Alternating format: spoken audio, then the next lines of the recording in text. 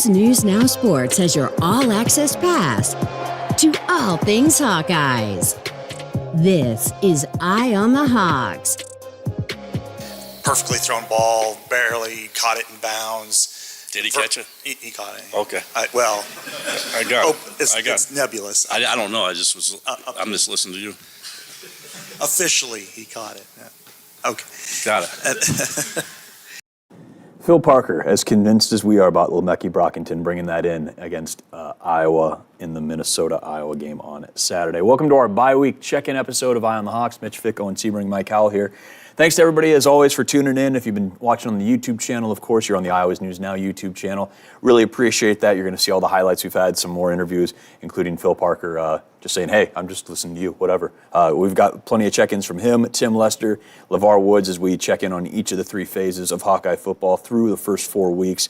We'll also get into our third of the season MVPs, checking on those bold predictions we made in the preseason and what we're waiting to see in games 5, 6, 7, all the way through 12, and hopefully a couple extra after that. But again, you can also follow on Eye on the Hawks on Twitter, as well as the Iowa's News Now Instagram page. We'll get some reels on there as well. First of all, let's just start out real quick. 4 games in, we've talked about this a little bit during the Minnesota recap, but how are we feeling about this Hawkeye team so far through 16 quarters?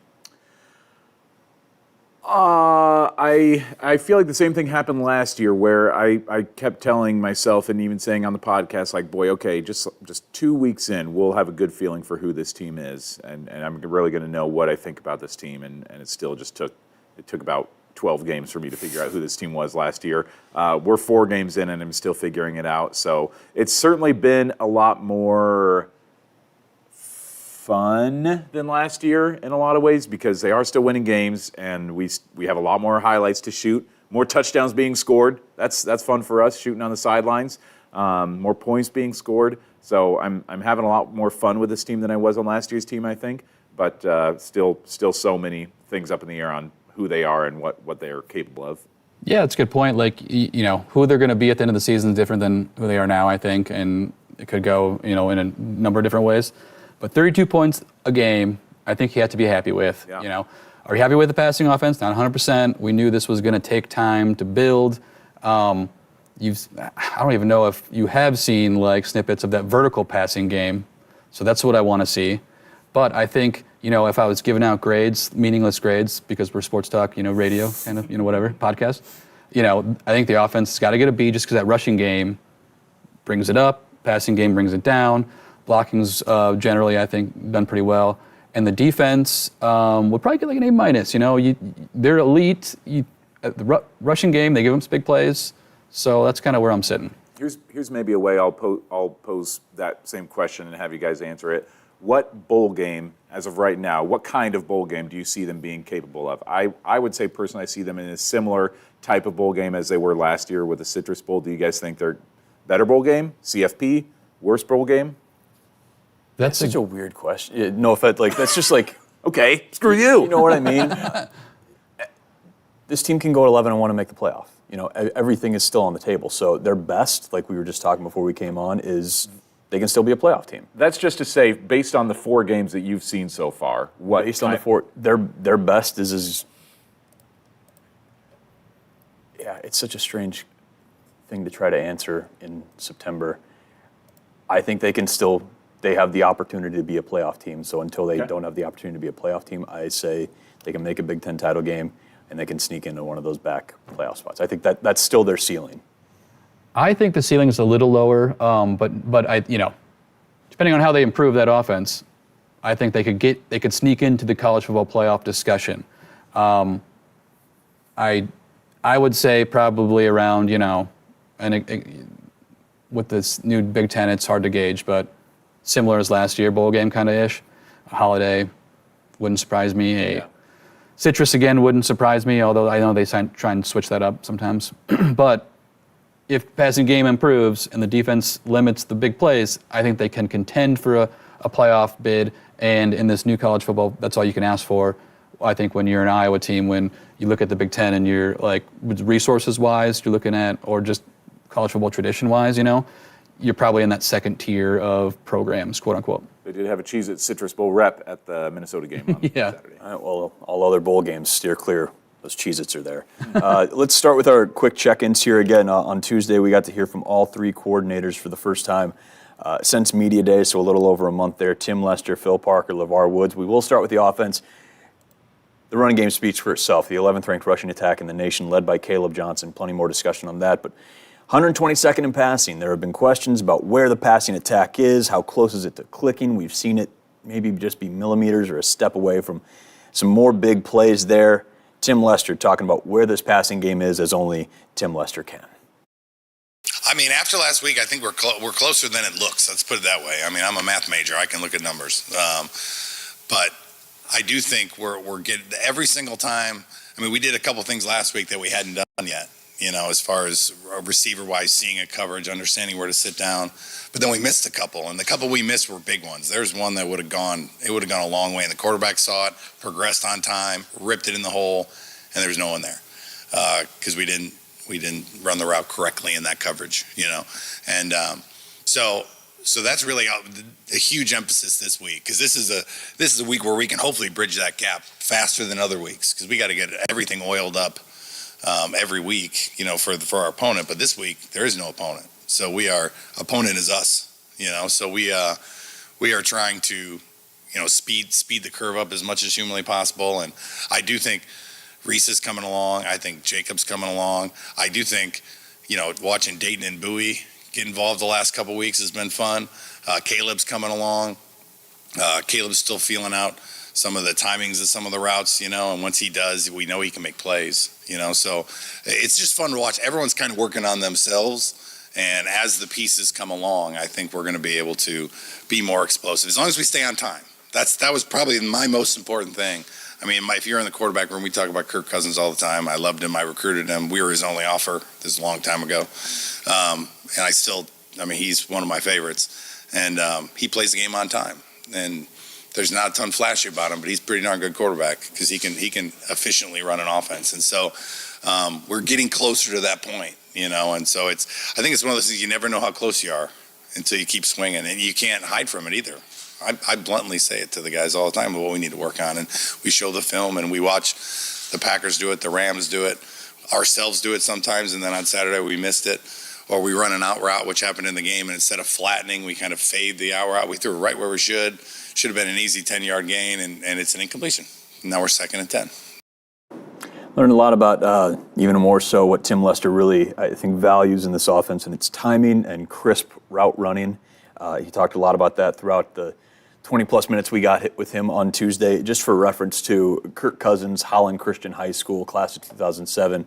Tim Lester was just down the road in Kalamazoo. He was the quarterback's coach at that point at his alma mater. So when he says they were the first offer, the only offer so far, eventually, after Kirk's senior season there for the Maroons, more schools came calling. He ended up at Michigan State and is doing pretty well for himself. Noted Hawkeye fan, Kirk Cousins. As a youth.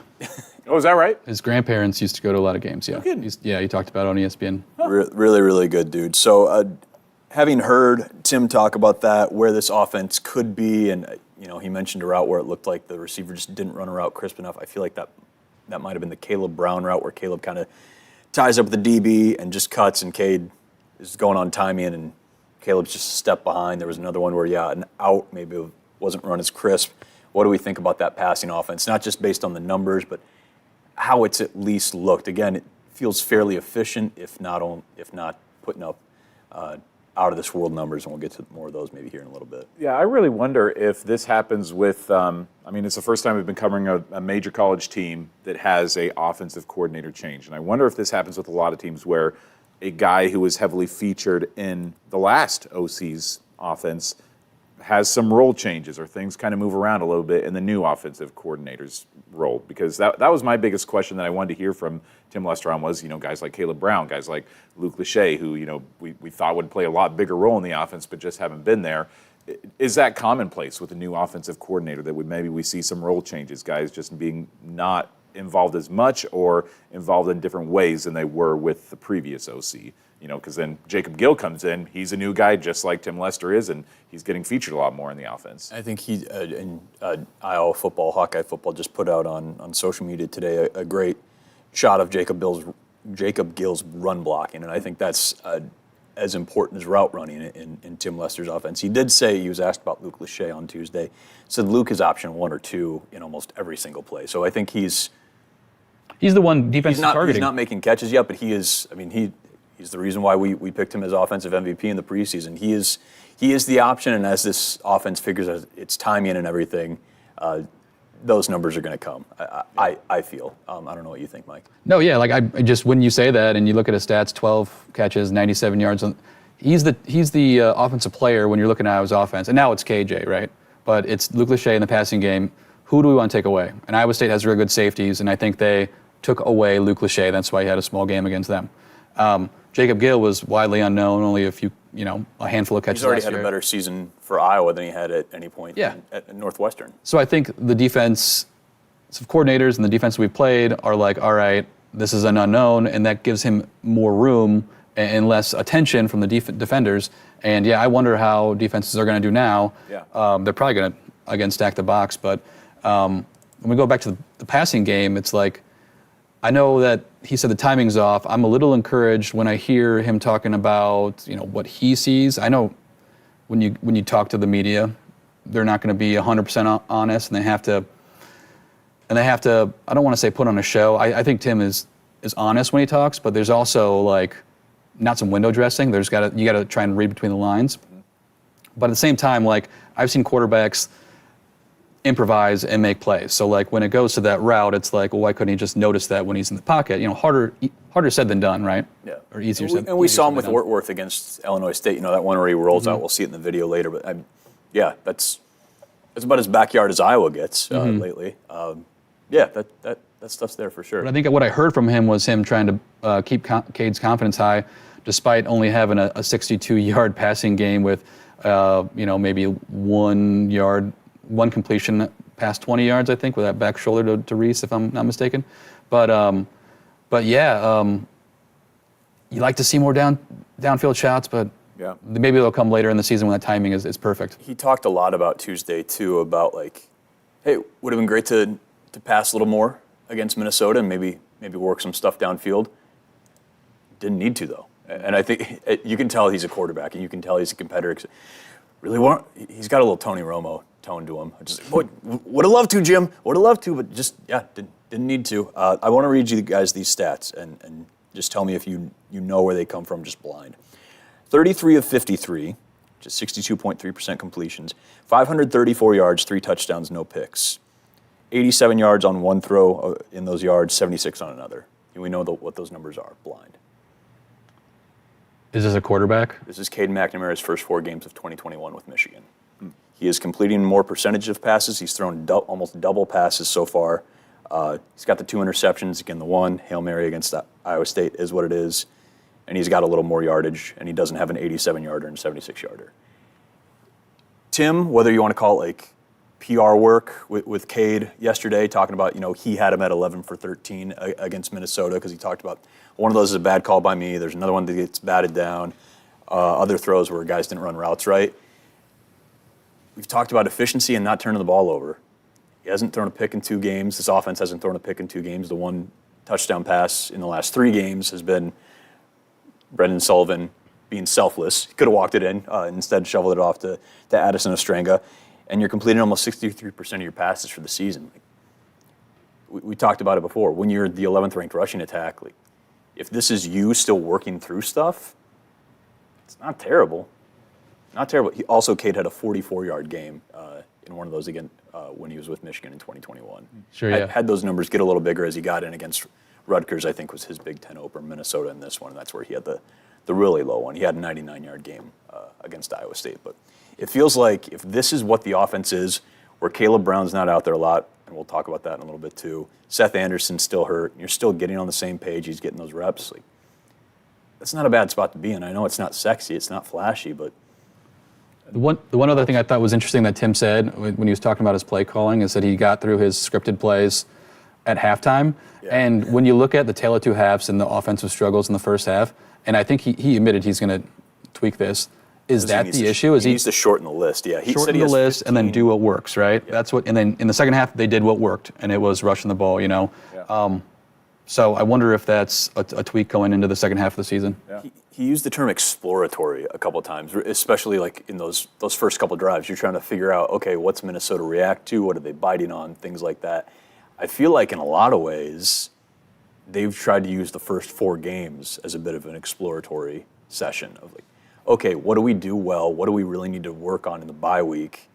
And what are the things that we can cut down, so to speak, whether it's the play call sheet, the script, so to speak, that can get this team more efficient as they get ready for Columbus and the rest of the Big Ten schedule. It felt like, the parallel I drew or the comparison was Tim's still trying to figure out what's in the toy box. And I feel like maybe he's trying to figure out where his imagination can go so far. What's particularly fun, I think, for the fans when they're watching Iowa this year is that there's just so many more explosive plays and long scrimmage plays. Last year it's not like there were 0 explosive plays, but right now we could about go through and name all of the explosive plays from last year's season. There was, you can count them on 2 hands, I think.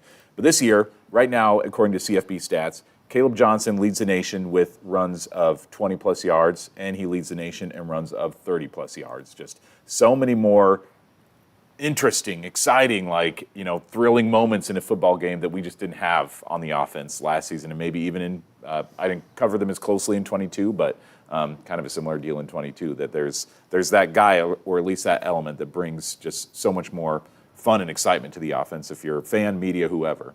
Yeah, and I think one of my concerns, too, going into the second half, where I'm not really sure how good this Minnesota defense really is. I know it was highly rated, but they played 2, lower-level competition. They've played 2 of the top 4 rushers so far this season. O'Marion Hampton's like the 4th leading rusher.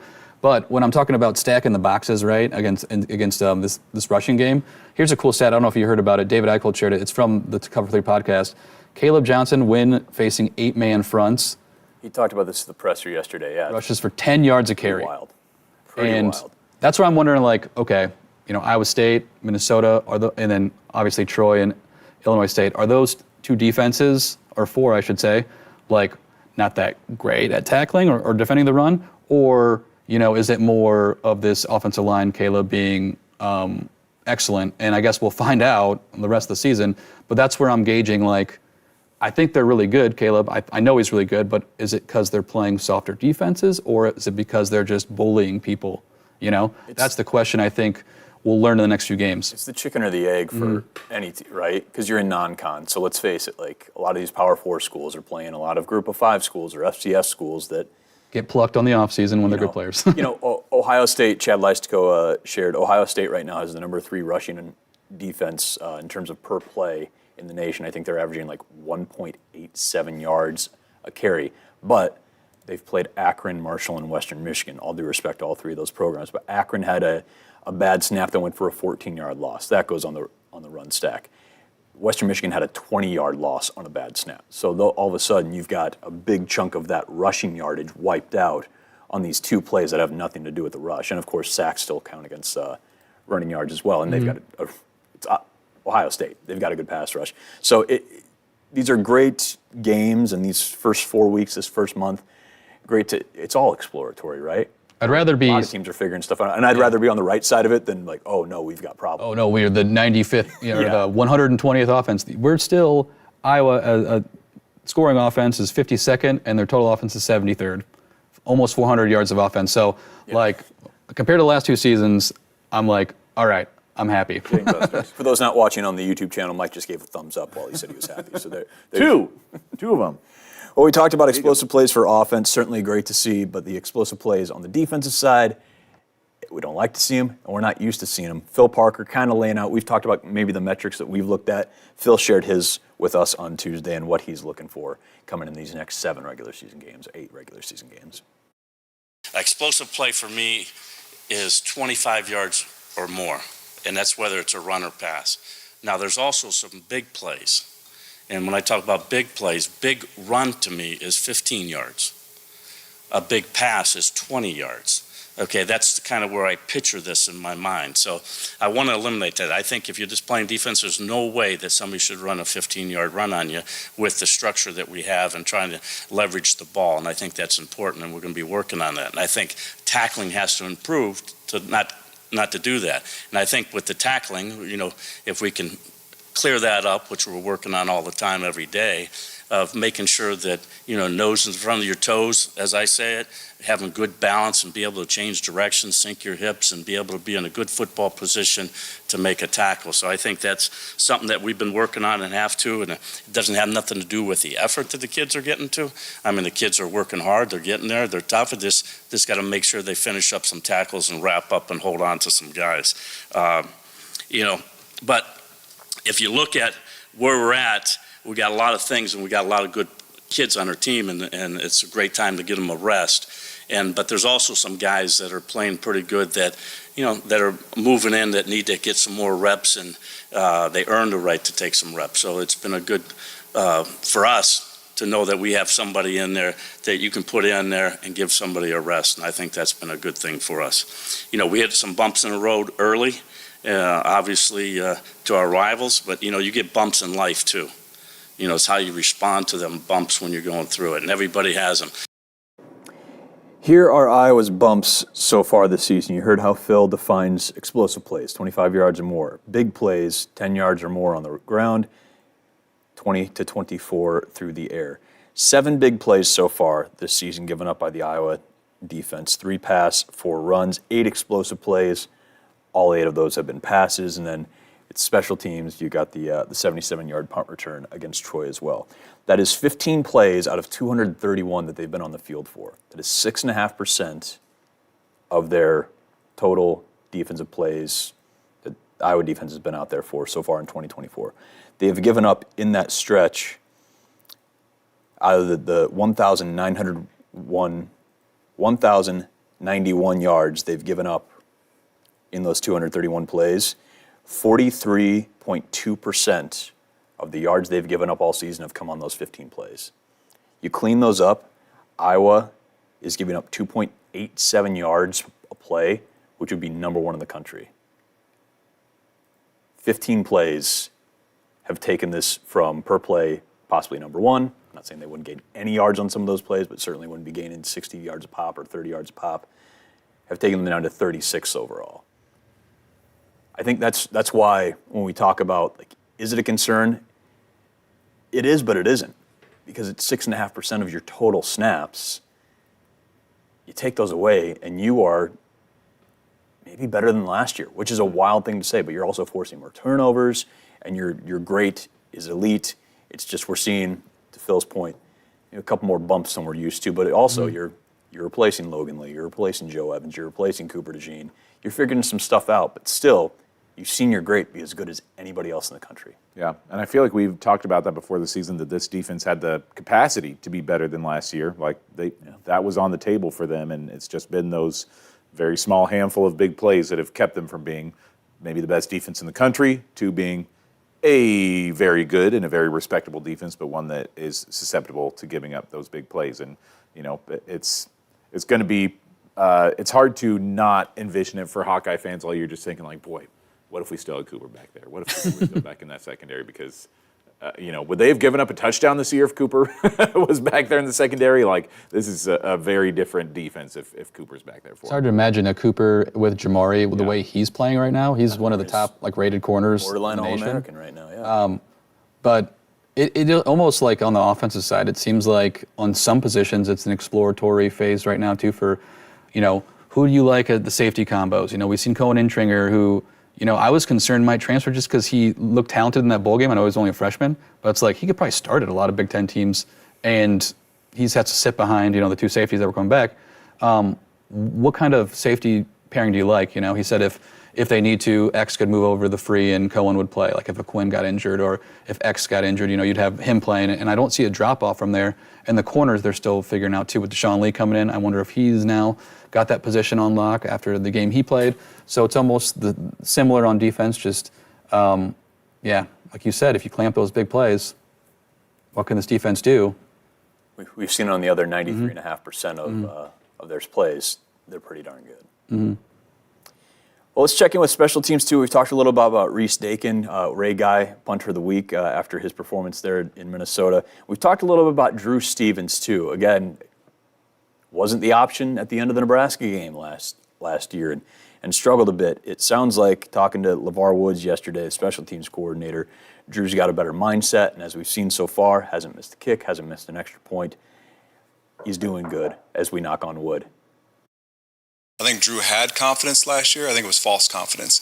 I think he would be one of the first to tell you that last year. I think, we talk about in our room about confidence being a feeling, an emotion, right? Whereas conviction is like, it. There's no other way to see it than you're convicted in what you're doing. I think Drew now is convicted with what he's doing. He's convicted with his routine in practice.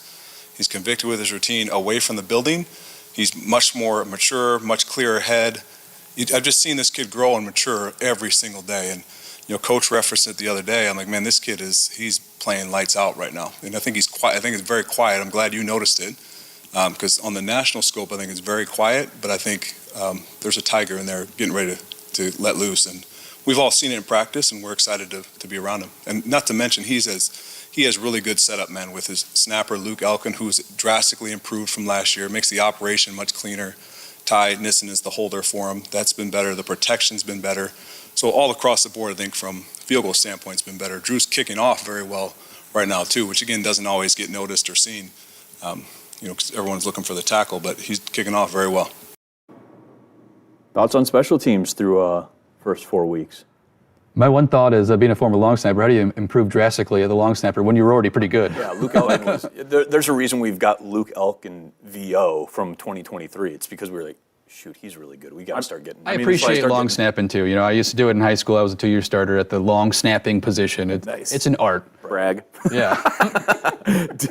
Because Luke Elkin never screwed, did he make a mistake all of last year? I don't think, there was never a point where you're like, oh man, bad no snap mistakes. Elkin. But I'm guessing he means just like on the punt snaps, they're just coming in crisper and they're not like having to go like this, Sure. If you can put it at a spot every time, I wonder if that's what he means. I was kind of thinking of the field goal unit, but I forgot about the punt unit too. So yeah, it counts too. But yeah, it's So if he says that Luke Elkin's improved, then I'll believe him. Sure. I always joke the long snappers always got to be the first one down on punt, and they got to miss that tackle just so the next person can make the tackle. Yeah. But no, what can you say about Drew Stevens? He's, the game ended up not being a contest in the fourth quarter, but he did make a big kick to put Iowa up 2 scores in the second half. So, yeah. I'm interested to see in a late game scenario a kick to win the game.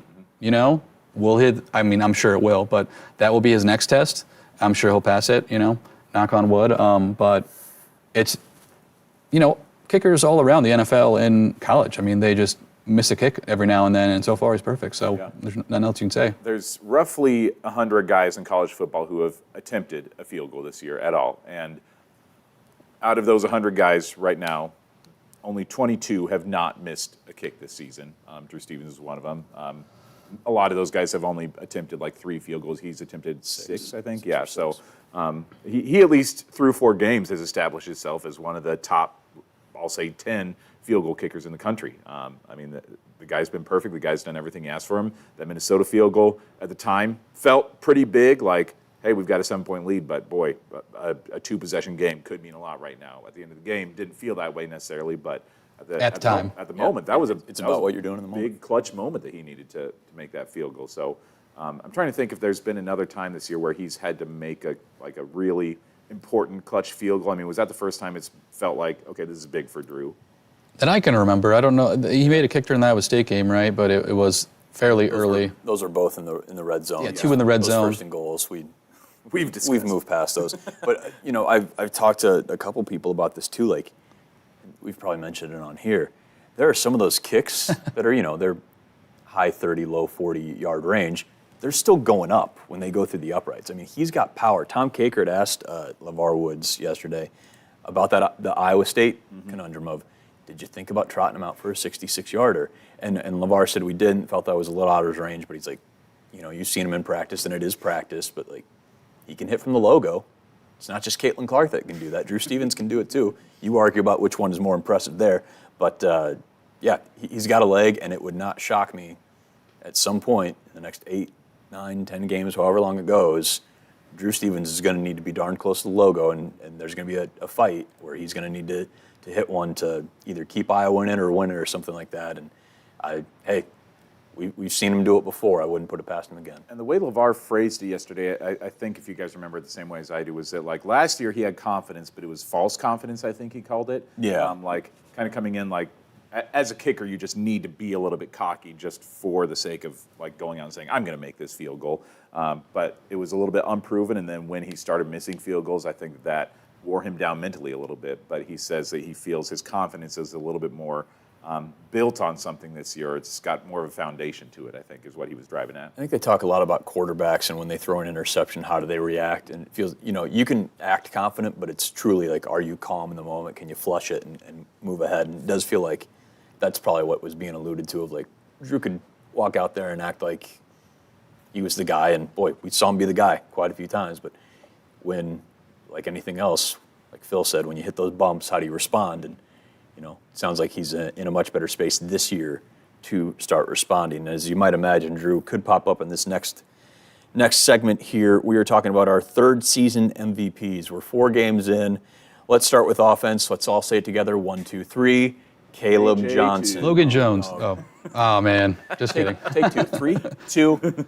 Caleb Johnson. There we go. Roll that video. We're using this, if you're watching on YouTube, just as really an excuse to show his 8 of his touchdowns, and then that long one where he stepped out of the 3 at Minnesota, because that's just a way cooler run than a little 3-yard gainer. But on pace for over 2,000 yards, 27 touchdowns. Again, we're talking Derrick Henry Heisman numbers. What else can we say to fill time about Caleb Johnson's first 4 games of 2024?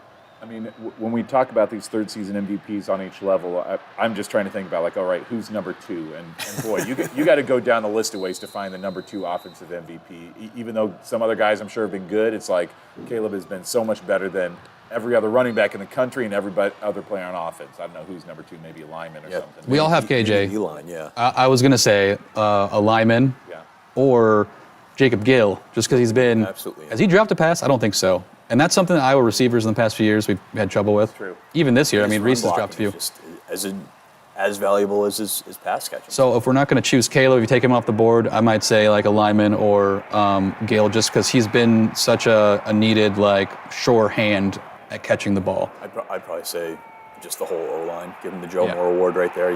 That's what KJ would say. Yeah, exactly. And he has several times. But, even Jazz being back there, we've seen Jazz, as LaShawn's been hurt and Kamari's seen his role drop a little bit. It's been, it's been something special. You guys have a lot better understanding of Hawkeye history than I do, because you've watched games a lot closer over the last 15, 20 years. And the numbers that they keep kind of comparing to, like he's the first Hawkeye running back since blank to do this. A lot of them are Sean Green in 2008, was it right? And then Mark Weisman in 2013 had a big first 4 games, or a big stretch of 4 games where he was doing well. Do you feel like you are seeing similar things compared to those guys? I mean, I don't know how Mark Weisman's season ended in 2013, but... Well, so Mark, for those that forget, was a walk-on fullback from Air Force who, because of the old angry Iowa running back hating God, which we have buried in our minds from the early 2010s, he had to be the guy. They were just so low on backs, and he came out and was fantastic and became a really, really good running back.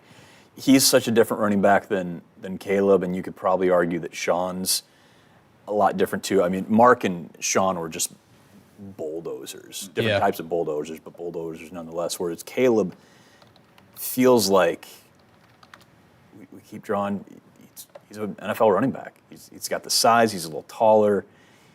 He feels different, that he's got the explosiveness, he's got power, but he's also got speed too, which is something that Sean and Mark, at least to the extent that Caleb has it, just didn't have. Caleb just feels like a full package.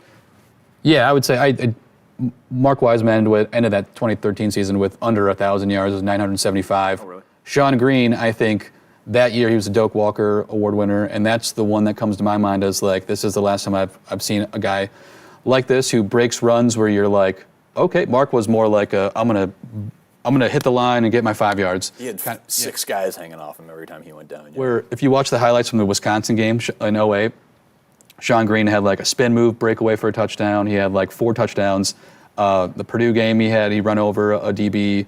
And what reminds me of a little bit with KJ is just how many times have you seen him just squirt through a hole and then break it the way for a touchdown? I haven't seen a spin move yet. Yeah. But he might have it in him. He might have it. He does have a lot of those where it's like he gets met at the line of scrimmage, and I think Tim Lester even talked about that, like, maybe that he read the read wrong initially, where he kind of ran into a hole where there was a lot of guys there, but he finds a way around it. He just kind of doubles back a little bit and then finds his way through and turns a 0 gain play into a 30-yard gain play. And even from watching on the field, it's so weird watching him, because it's like, just kind of from the perspective of the end zone, you think like, oh, did he gain maybe 0-1 yards? Oh no, it was a 4-yard game. Did he gain 6 on that play? No, it was 12 on that play. Just looks kind of deceptive from the angle, and his runs don't look sometimes all that impressive. But they talk about north-south runners. He's always going north and south. Like, there's just always a gain that he's able to turn a play into. Well, turn on defense, the video I threw in, and maybe we'd agree it's not as obvious as, Caleb Johnson's leading the nation in rushing, but Jamari Harris, back for his 6th year, tied for the team lead with Jay Higgins of all people. Shout out to Jay for having 2 picks this year, but 2 interceptions, 1 for a touchdown there against Troy, and a lot of pass breakups. It seems like he is put him on offense. Lock on. Don't start. Just kidding. He's as locked in as any defender in the country, at least in the secondary, and he's looking at maybe not just an all Big Ten performance, but he has played at an All-American level, and it's been really fun to see the kid from Chicago bounce back from missing all of 2022 with an injury. He missed the first couple games last year because of a gambling suspension. He has been anything and everything you'd want out of your CB1. I think we all know and acknowledge, as the coaches do, that preseason acknowledgments and award watch lists don't mean anything really, but truly with Iowa, it's like, who was the running back everybody was talking about? It was LaShawn Williams. He was the one that was getting put on the watch list, and Caleb wasn't on a single one, and here he is. Same with the defense. Everybody was kind of talking about Seb Castro, was special being the guy, and Seb's certainly had a fine season, but Jamari has emerged as a guy that not a lot of people were talking about. I don't think was on any watch list preseason, and he's been a guy who it looks like at least first-team All-Big Ten, if not getting a first- or second-team All-American honor. Yeah, I was looking back at our defensive MVP predictions from a couple weeks ago, and like you said, Mitch and me, we both took, this is Sebastian Castro, you had Jay Higgins, which I would say almost co-MVPs with so far, because just the impact that he's had. Jay. Yeah. Yeah. Jamari is, I think I was looking up some stats, and he has like, the catch rate on Jamari is like 33% of targets are caught, and that's like excellent, right? So, what can you say about him? You just, when you watch the Iowa defense and they're trying to find that other corner just to raise that level, but Jamari's got a lockdown on his end. Yeah, Athlon had him as a preseason 4th team, all Big Ten. Okay. He's played well beyond that, and it's been really, really fun to see. Just an awesome kid who he's soft-spoken certainly, but multiple guys, including Cooper, have told me how instrumental he was, even already as an upperclassman, helping them study film, especially in 2022 when he was missing all that time, getting in there, telling them what to look for. He's an immensely cerebral guy, but also is a very, very gifted athlete and corner in his own right. And it's just been fun to see all that meld together and him stepping into that CB1 position and just really thriving. And it's been a lot of fun, and I'm certain he's having a great time and enjoying some success and knowing that there's still some meat left on the bone as well. Well, we talked about Drew Stevens already. Reese Dakin's done a heck of a job in starting to turn the corner on the punts, but 6 of 6 on field goals. You've hit every extra point. Drew Stevens, probably your special teams MVP through 4 games, and been a lot of fun to see him bounce back from getting an opportunity to beat Nebraska taken away. And again, they're going to be waiting for him to get his number called in a close game sometime in October and November, I bet. Mm-hmm. Yeah, just a guy that's gone out and done everything you ask of him. I think we all were rooting for him after the way last season ended. Like, it was just tough to watch those last couple games, especially against Nebraska, see what he was going through and see those kicks just get tipped at the line of scrimmage or just sail to the left or right. It was kind of hard to watch, and then getting taken out at the end of that Nebraska game for that all-time Hawkeye moment with Marshall Meter. But just an easy kid to root for, and somebody that I think we're happy to see just as they say, fix things that are going on between the ears, and that's what he seems like he's done this year. Yeah, the only other on the special teams front, like, it looks like Reese is improving game to game. Still a freshman, still got however many years, hopefully 4. But the game to game improvement, at least from last week when we saw him, and he was, what did we say? Was it 49? He was averaging 49 yards a punt. 50. Just under 50. Like, yeah. If you're getting that 4 games in, like, he might as well be the MVP towards the end of the season once you play some of the better teams. Check-in, yeah. And again, Caden Weegens had a couple really nice returns wiped out from penalties. We talked about him quite a bit yesterday too. He's got an opportunity to play his way in there and continue to have a bigger and bigger impact, not just on special teams, but we've seen that speed at least once on offense. There's certainly, if we wanted to go deeper, we could talk about like a breakout star, breakout MVP on each side of the ball, and Weegens certainly is the breakout star on special teams, where it's like, boy, you really thought there was going to be maybe a big drop off after Cooper DeJean left, but Weegens looked great. I mean, it just feels like an inevitability that he's going to break one for a touchdown one of these next handful of games, but he's been outstanding as a returner. Just like it's felt inevitable, Devin Hilson's probably going to block a punt. We talked with it. LeVar drew the parallel of, said, I'm not comparing him to a future Hall of Famer, but he talked about Scott Pioli visiting practice over the summer, and if you know the name Scott Pioli, you know his impact on the NFL the last 30 years. And that they were talking about Matthew Slater, who was a wide receiver, technically a wide receiver for the Patriots, never had a catch. Or maybe just one catch total, but he will be in Canton because of what he did on special teams. And that same thing for Hilson. Hasn't played a snap on offense or defense, but he is out there and making impacts in the special teams unit as well. All right, well, let's check in on some bold predictions here. I can't even remember what ours were specifically. I think I said rush for 2,000 yards as a team. Owen said 2,000-yard rushers. Iowa ends the year top 80 in scoring offense. I'd say we're all on a pretty good track so far. Mine would take a whole lot of doing to. Sure. Second leading rusher right now is Jazz Patterson with 138 yards. So we need some big Jazz games going forward if that were to come to fruition. But at least I feel like we're at least on the right path of what this season was maybe going to look like, right? Let's go glass half full. I'm trying to help you out here, man. You predicted the rushing game would be big and be the way Iowa offense could move up, and I predicted we'll score more. Right now, the Iowa offense is just 52nd. Over 1,000 yards. Yes, 52nd in the nation scoring. 52nd, you said? Yeah, with 32 points a game. This was last year, that'd be above the 25 points per game mark. We don't talk about that either. There's no what was that, Price is Right game? Yeah, the drive for 325. Yeah, what's the name of the game though? Yodeling, whatever. Yeah. Sound off in the comments. Yeah, the podcast just came to a screeching halt because I don't remember a TV show. PIR fans out there. So Iowa is just over 1,000 yards. Cliffhangers. As a cliffhangers. There you go. Thank you, Michael. I just Googled 168 carries total as a team for 1,001 yards. That is just under 6 yards a pop. 11 touchdowns. Tennessee and UCF already both over 1,100 yards. Nuts. But they are certainly getting it done there. So. And again, Tim Lester at the beginning of the season talked about maybe cutting all the Iowa offensive ranks in half to go from 132nd in scoring last year to even only 4 games in, you're 52nd. Mm-hmm. It's a heck of a lot more than half. People scoffed at that. Like, I mean, myself included, we're like, oh, half? And that's a general thing. Like, he's not saying my goal is to get to 60. It's like every year I want to cut us in half. And that's just what you strive for, right? Like, that's like every team wants to win the Super Bowl in the NFL. Not every team has a chance, right? Not every team has a chance in the Big Ten to win the Big Ten, but that's the goal.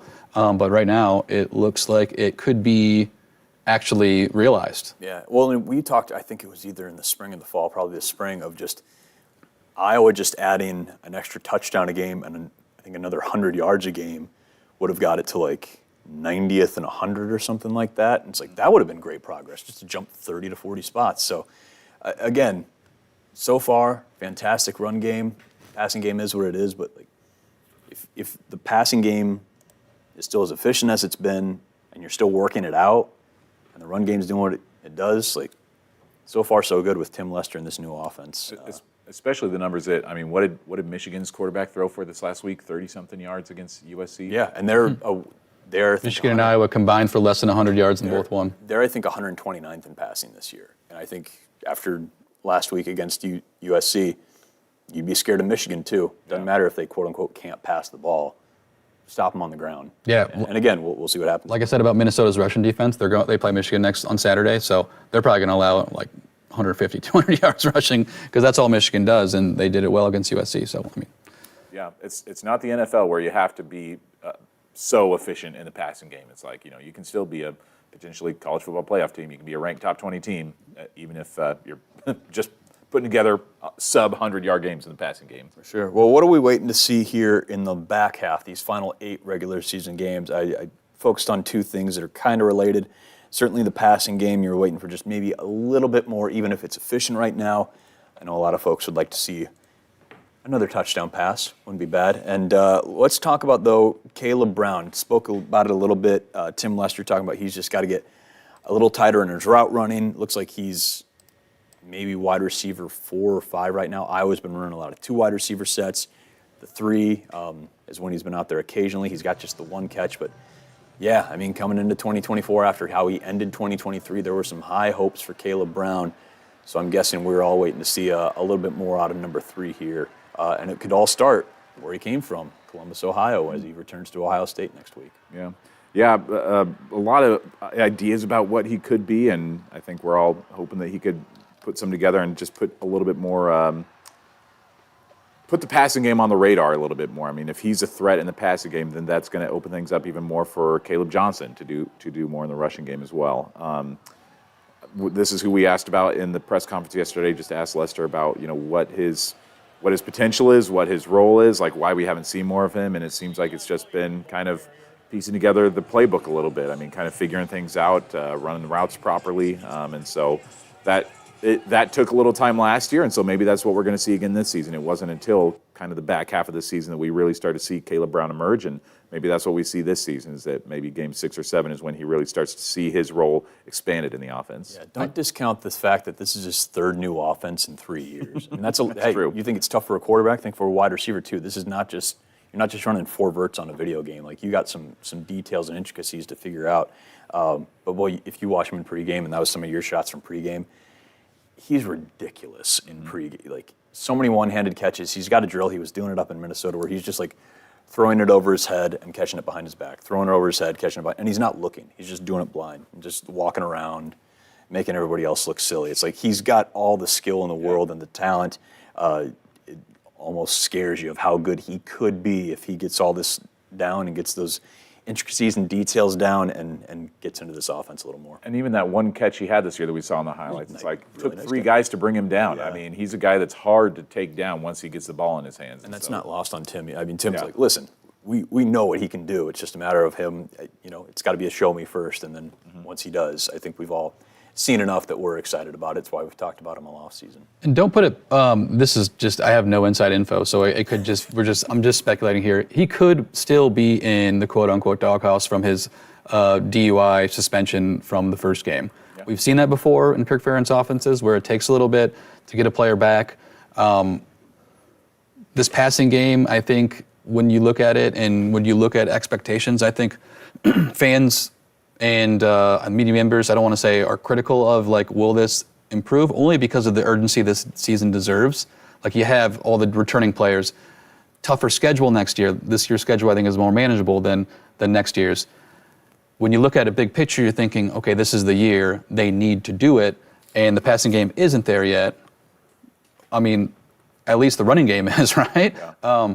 But we'll see as it moves forward. But I think that's why more people are more critical this year. I think if it was a normal year and you had maybe not Cade with his last year, all those defenders who came back to do something, right? Not win 7 or 8 games, not discounting that's still a winning season in a bowl game.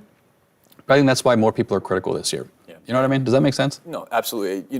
The parallel we've talked about is 2010, when you had so many guys back. And the goal was, and I think the expectation was, this team can win a Big Ten title. If they almost won a Big Ten title and James Vandenberg was making his first career start in Columbus against the Buckeyes, and they came within an overtime field goal of having a shot at a Big Ten title, like, yeah, when you've got all these guys back too in 2024, it feels like that is still the goal. Even with a loss against Iowa State, again, it's all on the table. Now, is it going to be really tough to go into Columbus and win? Absolutely. That team's a juggernaut, and they've been a national title pick for the entire offseason.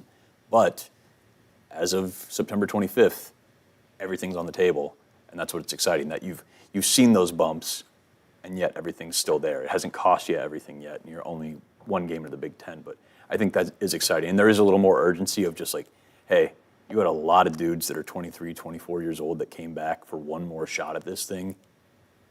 Make sure you squeeze every drop out of every opportunity you got. Yeah.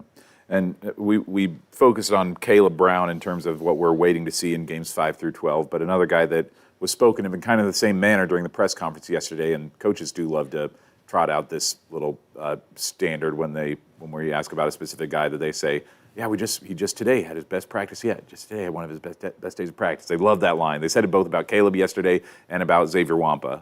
That was like, oh yeah, just had his best practice today. And that's another thing that I'm kind of waiting on in the games 5 through 12 is like, boy, we really are still waiting for Xavier to emerge as the elite defender that he was kind of brought into the program to be. I mean, just such a highly touted recruit as Southeast Polk, and still kind of has yet to have that kind of talent emerge on the field. And so that's why I'd love to see in the back half of the season is have him emerge as an elite secondary member. Yeah, and another one of those spots too, safety, just like we've talked about with defensive tackle. Sometimes those numbers don't pop up. It seems like they still have all the faith in the world in Xavier. Just also you've got Cohen, who, again, keeps turning heads, whether it's running down a guy on punt return or getting some opportunities to play out there. I had Xavier as my breakout guy, and we all kind of were like, yeah, it's not exactly what those breakout things are supposed to be, but I think we'd love to see it, wouldn't we? And I think there's an opportunity to, again, whether it's just like making one of those statistics plays or just really shoring up and grabbing that position. I think we're all rooting for him. Love to see Cohen out there too. Listen, having two guys that you think can do the job, that ain't a bad thing. It's a nice little problem to have. And safety is kind of an interesting position. Me and Owen were talking about it yesterday in the newsroom. That when you think of the great Iowa safeties, you think of in one of the main roles of the safety is not to get beat deep, and when that doesn't happen and it's not a pick, it's not on the stat sheet, right? Yeah. Just you prevented this guy quarterback from throwing deep, but like Bob Sanders would make hits, make plays, right? So when you're thinking of that, you haven't really seen that, but it's not to say he hasn't played bad. He's just what Owen was talking about, I think, is just like that playmaker at the safety, right? Causing turnovers, causing fumbles, PBUs, stuff like that. And that's what we haven't seen so far.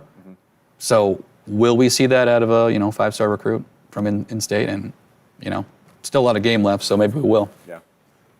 I think it does bear noting that he's spent some time late in games on the bench, like he's been taken out of games, and so there's something that the coaches are seeing too that is not going right out there with Xavier that he maybe is struggling with. But again, as the season progresses, you just never know what can change. Phil also pointed out in a couple different instances, and I think he was talking about secondary in general, just if guys earn the right to play, they're going to play. It's a bit of a meritocracy, maybe sometimes to the detriment of another player who's earned the right. But I think, like I said, they've just got the opportunity of, hey, we trust both Xavier and Cohen, and we'll throw whoever out that in the moment we think is either up or could do best or whatever it may be. I think I try to focus less on the fact that Xavier's not playing every single snap, and we're like, hey, they got two guys they trust. And if Phil Parker trusts two different guys to do the same job, I feel like that's, again, kind of a nice little situation to be in. It is a positive, but I wonder if they were 100% truthful, is it because Cohen is getting better, has surpassed him, or is it because they're lacking something? I tend to think it's the first one, but you never really know because they're not going to be like, oh yeah, we benched this guy. That coach is not going to do that. Well, we'll see. It's still in this exploratory mode that we've talked about a few times. 4 games in, 8 games in the regular season to go. Still a lot to figure out.